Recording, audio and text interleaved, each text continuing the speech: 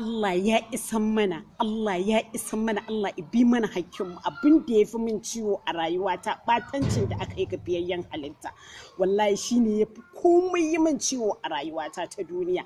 Kai kuma zindiƙi na Ubangiji, Allah ya tsine ma albarka, Allah ya la'ance ka.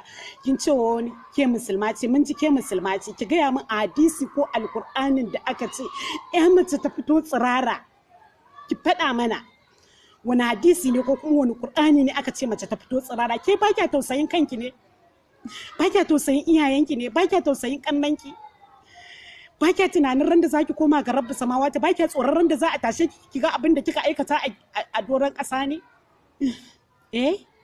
Allah ya shirya, kuma Allah ibi mana hakkinmu, Allah ibi mana hakkinmu. Duk wanda ya taɓa annabi, wallahi tallahi ba za mu fasa ja masa mugun alkaba'i a rayuwar mu ta duniya ba. Allah ibi mana